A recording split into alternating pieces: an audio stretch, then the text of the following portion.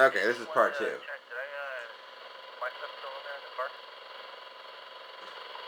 Yeah, there's a couple things in here, like drinks, but I put your bag in the trunk in the locker room. Like, take some of these over here, and we'll leave it in. No, that's fine. There's the drinks in the car to talk to you. Make sure there's nothing like that. Alright, yeah, it's your bag, locker room. I'll leave everything in here. No, just trash. Alright, alright, yeah. Alright, sorry. I was just listening to that transmission there because I barely ever see that channel used. That's actually a college channel for a college police department.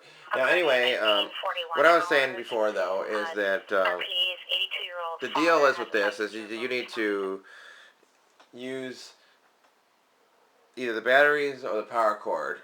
You really shouldn't use this device to charge batteries, because technically this device can charge batteries. It comes with a black battery holder and a yellow battery holder, and you're allowed to put rechargeables in the yellow holder, and it will actually, it has a circuit specifically to charge the batteries if you have it plugged into the wall too. Now the thing is that it has no governor, which means that it cannot stop charging the batteries if they get full. And this is a problem. Stay 287 with you. Once again, listening to I'll try to locate the victim vehicle first, and then we'll go from there. You got a good contact? Hey, firm. listen to the channel.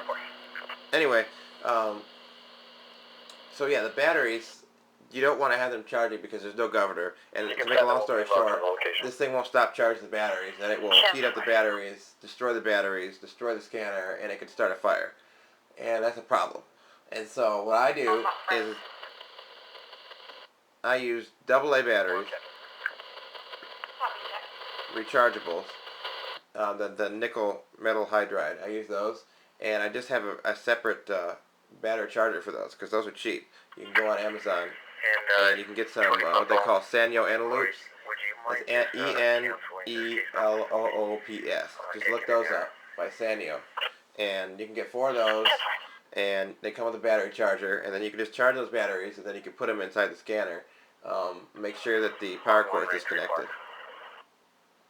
Braintree Park on 1 station. And then as soon as those batteries die, you can charge them with their own battery charger.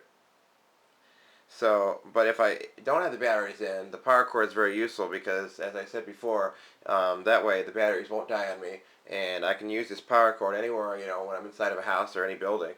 And also, I actually have a cigarette lighter power cord for the car, and I can run it from the car's power as well, which is good for a disaster or something when I'm going to be out on the streets, or let's say I have to evacuate. Well, I can listen to what's going on. And which brings me to another point. A lot of people they might wonder why some people want to have a scanner. Some people, it's true, are just Dodge Durango. They just like it. It's just a really good, it's a cool hobby for them. Whereas other people have a specific purpose for it. I enjoy it, but I also work in security, so I also know all the codes, and that's actually how I got into it. Was when I my security job, like other security jobs, at times it's slow. Down from the handicap parking spot.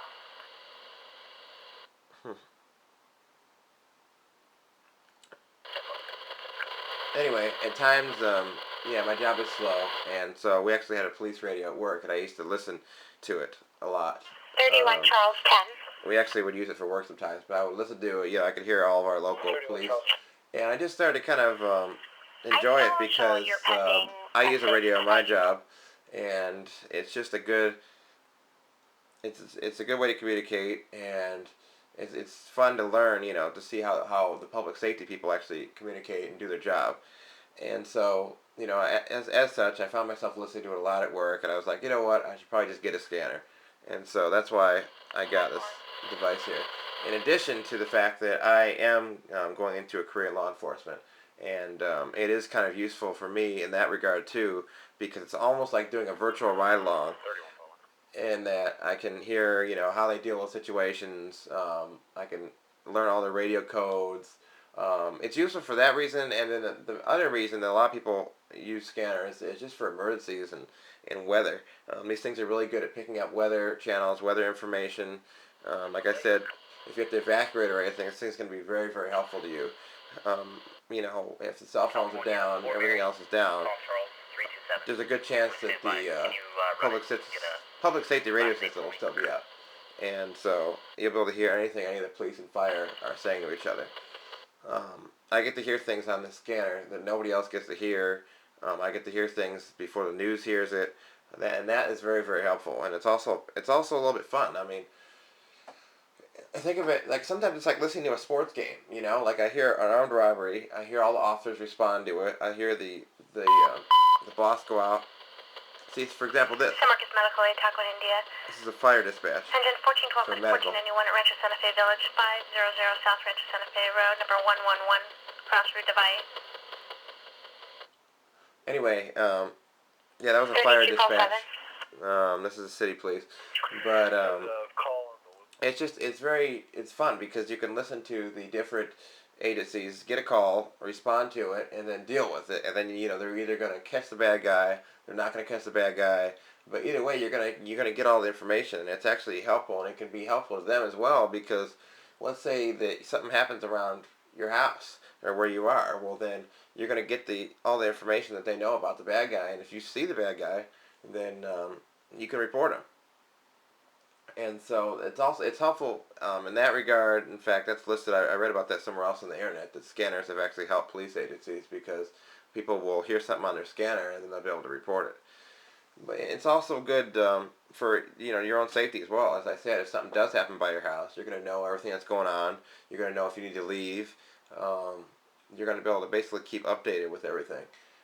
Like for example, there are times in my neighborhood where I will hear some noises, and I'm like, let's say I hear some loud bangs. They might be gunshots.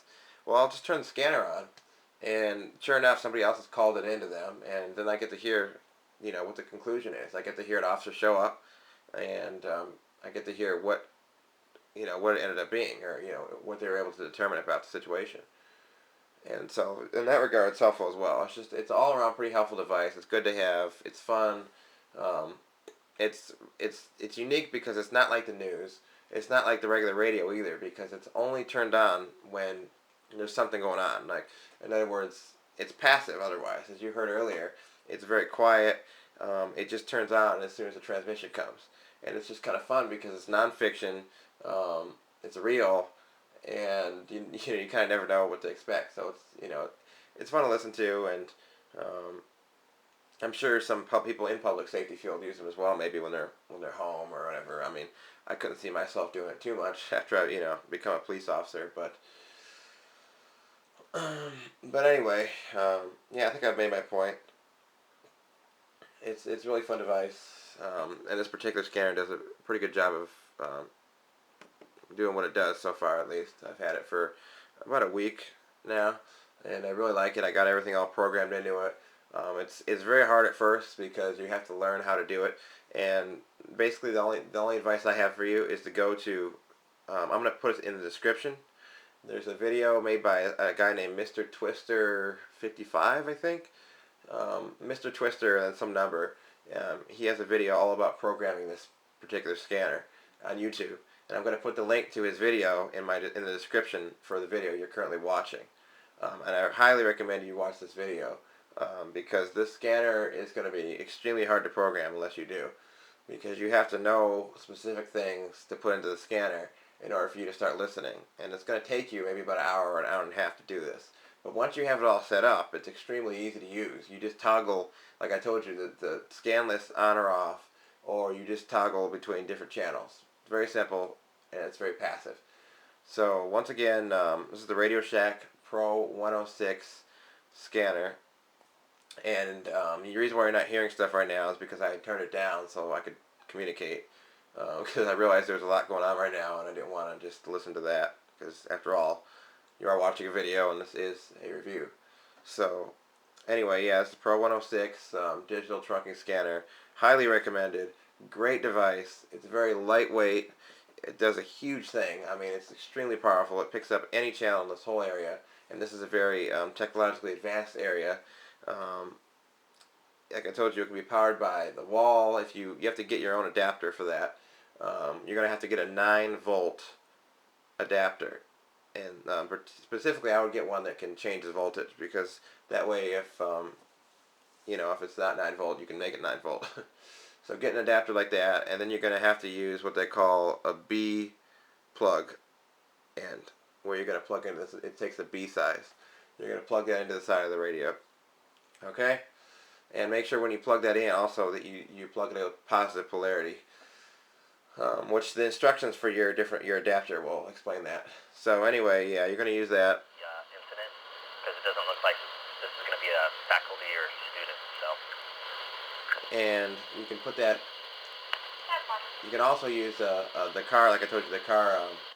If you go to Radio Shack, they'll hook you up with all this stuff. They have a car power thing that comes out of the cigarette lighter. It's also very helpful because you can drive around and listen to. So between the AA batteries, the rechargeable AA batteries, the car charger, or the car power, and the wall power, you can pretty much use this thing anywhere. And I do highly recommend the 800 megahertz antenna if you are listening to 800 megahertz frequencies. And you can find out if you're listening to 800 megahertz frequencies when you go to Radio Reference and you enter your city. All the frequencies obviously will start with 800 if that's the case. So, once again, highly recommended. Radio Shack Pro-106. Thank you for watching. Thank you for listening. I hope you enjoy. Have a great night. Goodbye.